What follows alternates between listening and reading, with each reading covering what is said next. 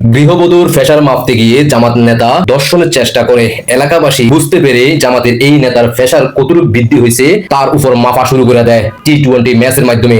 অন্যদিকে জানা যায় গৃহবধূর স্বামী থাকে ঢাকায়, আর এদিকে এই জামাত নেতা প্রচুর বৃষ্টি হওয়ার কারণে গ্রামের বিভিন্ন ঘরে ঘরে গিয়ে দরজা নক করে ফ্যাশন কতটুকু আছে মাপার জন্য তিনি যায়, আর এই সুযোগ কাজে লাগিয়ে গৃহবধূর ঘরে প্রবেশ করে ফেলে।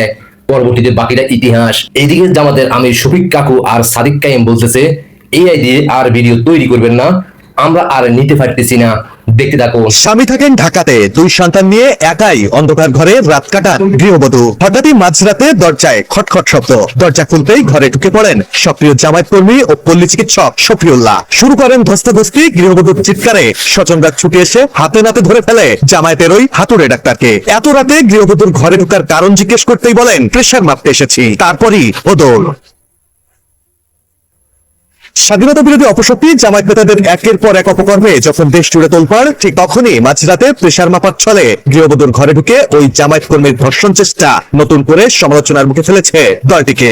গত 29 জুলাই রাতে পিরোজপুরের নেসারাবাদ উপজেলার বলদিয়া ইউনিয়নে চাঞ্চল্যকর এই ঘটনা ঘটে। সামাজিক যোগাযোগ মাধ্যমে ছড়িয়ে পড়া ওই জামায়াত কর্মী হাতুড়ি ডাক্তারের ধরা পড়ার একটি ভিডিও নিয়ে চলছে তুমুল আলোচনা সমালোচনা। ভিকটিম গৃহবধূর অভিযোগের প্রেক্ষিতে স্থানীয়ভাবে দুদফা সালিশ হলেও আশানুরূপ বিচার পাননি ওই গৃহবধূ।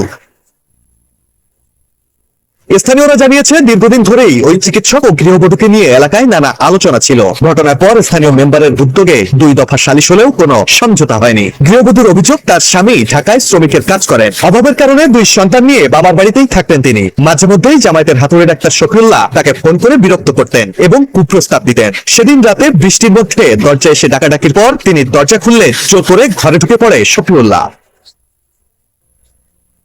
অন্যদিকে জামায়াতের এই হাতুড়ে ডাক্তার শফিউল্লাহর দাবি ঝুম বৃষ্টির মধ্যে তিনি ওই গৃহবধূর প্রেশার মাপতে গিয়েছিলেন। ওই নারী নাকি মাঝরাতে তার প্রেশার মাপাতে ফোন করে ডেকেছিলেন তাকে। এদিকে ওই গৃহবধূর সাথে একই ঘরে জামায়াত কর্মী শফিউল্লাহ ধরা পড়ার সত্যতা নিশ্চিত করেছেন এলাকার মেম্বার রফিকুল। তার দাবি মীমাংসার জন্য 2 দফা সালিশ বৈঠক করেও বিষয়টি সমাধান করতে পারেননি।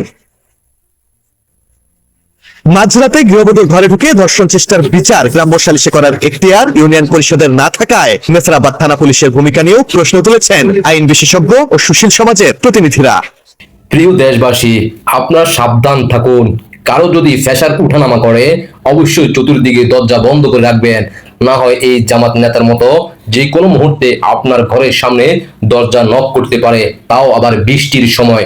সুযোগ বুঝে কাজ করার অভিজ্ঞতা কিন্তু জামাত নেতা কর্মীদের আছে, এমপি থেকে নিচ পর্যন্ত।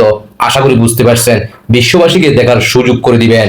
এটা কিন্তু এআই দিয়ে তৈরি করা ভিডিও। ধন্যবাদ।